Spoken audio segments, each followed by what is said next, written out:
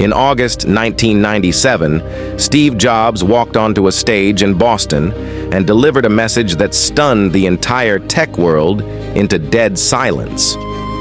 Looming over the audience on a satellite screen was Apple's bitter rival, Bill Gates. The crowd actually gasped and booed. Steve Jobs had just announced the unthinkable. Microsoft was writing Apple a $150 million check. To the public, it looked like the ultimate surrender, but behind closed doors, it was far more desperate. Apple wasn't just losing market share, they were 90 days away from complete financial death. Without that check, there is no iPod, no iPhone, no $3 trillion empire. The entire modern landscape of personal tech was saved by a single secret lifeline from the company trying to crush them. This is the story of the midnight phone call between two tech titans, the high-stakes legal gamble that shocked Silicon Valley, and the $150 million check that saved Apple and changed the world forever. To understand why Apple needed saving, you have to rewind 12 years earlier. In 1985, after a brutal boardroom war, Apple's board stripped Steve Jobs of all power and forced him out of his own company. Without Jobs' vision, Apple lost its mind. Throughout the late 80s and early 90s, the executive team flooded the market with dozens of confusing, overpriced products. There were multiple lines of computers that did the exact same thing, a failed video game console, and a digital notepad nobody bought. Meanwhile, Microsoft was executing a hostile takeover of the entire world. Windows 95 launched, and overnight, Microsoft captured over 90% of the PC market. Developers abandoned Apple. Wall Street dumped its stock. By late 1996, Apple had lost $1.6 billion in under 18 months. In a frantic attempt to save the company, Apple's board fired CEO Gil Amelio and bought Steve Jobs' new company Next, bringing Jobs back as an advisor. But when Steve looked at the bank accounts, he realized the terrifying reality. Apple had roughly $100 million left in bank reserves, and they were burning through $40 million a month. They had three choices: find a massive injection of cash, sell the company for scrap, or file for Chapter 11 bankruptcy in less than 90 days. Steve Jobs knew traditional banks wouldn't touch a dying computer maker. So, he picked up the phone and made a late-night call to the one person who could solve his problem: Bill Gates. On paper, asking Gates for money sounded insane.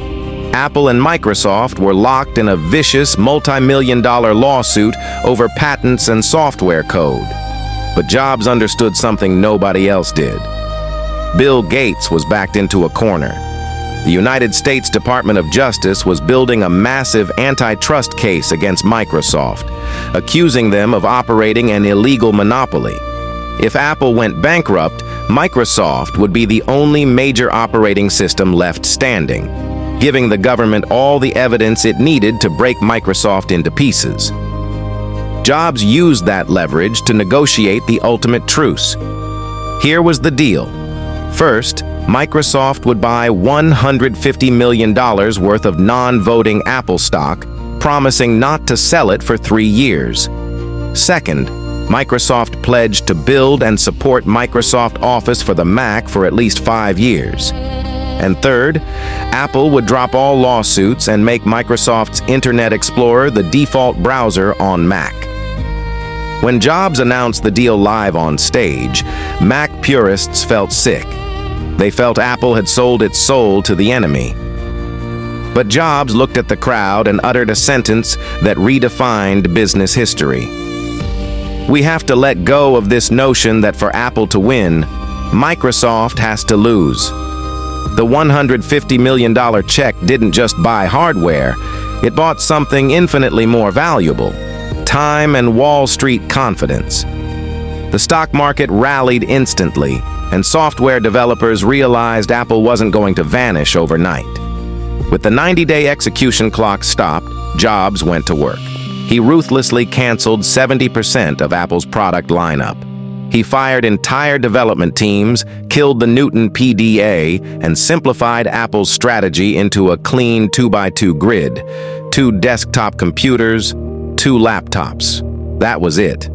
Jobs funneled every remaining dollar from the Microsoft deal into a single high-stakes gamble, a translucent, egg-shaped computer built by a young designer named Jony Ive.